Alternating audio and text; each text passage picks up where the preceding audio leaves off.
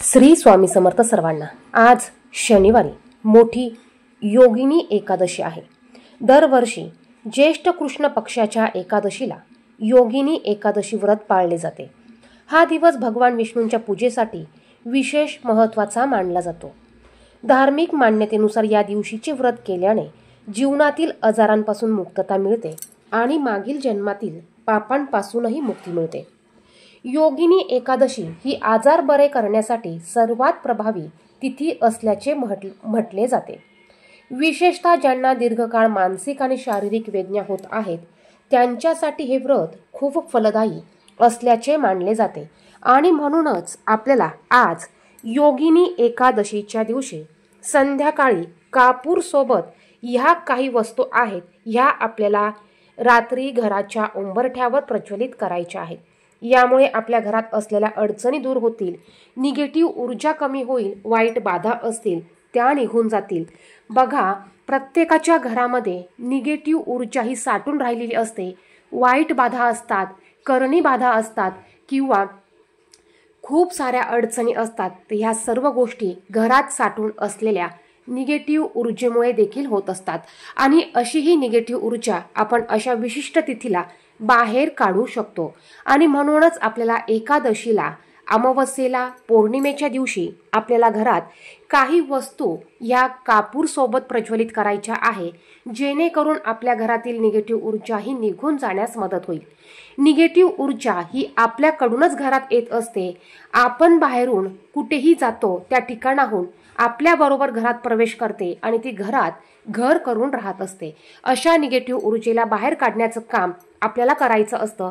यामुळे आपल्या घरातील वाईट बाधा निघून जाते, घरात सकारात्मक पॉझिटिव्ह वातावरण तयार होतं।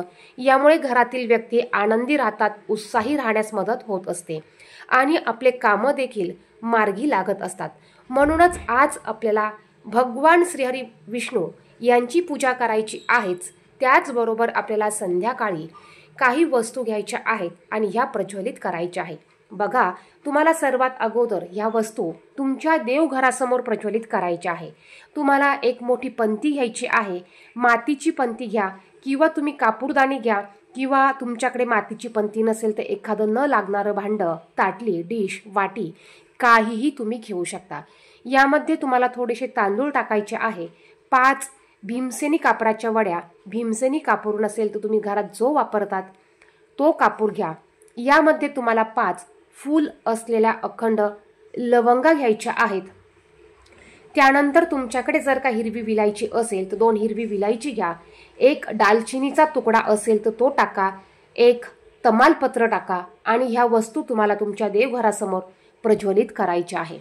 हे करत असताना तुम्ही तुमच्या गुरूंचं नामस्मरण करा, माता लक्ष्मीचा मंत्र म्हणा किंवा ओम नमो भगवते वासुदेवाय हा मंत्र म्हणा। त्यानंतर तुम्हाला ह्या वस्तू देवघरासमोर 2 मिनिटं तशाच ठेवायच्या आहे। त्यानंतर तुम्हाला ते भांडं, पंथी उचलायची आहे। आपल्या घरात सर्वत्र फिरवत आपल्या घराच्या उंबरठ्यापाशी यायचं आहे। आपला जो मेन दरवाजा आहे तिथे यायचं आहे आणि ह्या वस्तू तुम्हाला उंबरठ्यावर ठेवायच्या आहे। जोपर्यंत ह्या जळत आहे तोपर्यंत आपल्याला नामस्मरण करायचं आहे। ह्या वस्तू जळून झाल्यानंतर याची राख आपल्याला कोणत्याही झाडाच्या बुडाशी टाकून द्यायची आहे।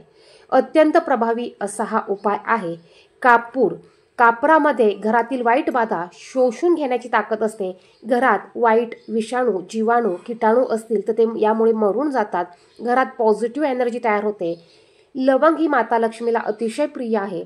यामुळे घरात लक्ष्मी येण्याचे मार्ग मोकळे होतात। घरातील अलक्ष्मी निघून जाते। ज्यावेळेस घरातील अलक्ष्मी निघून जाईल त्याच वेळेस आपल्या घरात लक्ष्मी प्रवेश करत असते।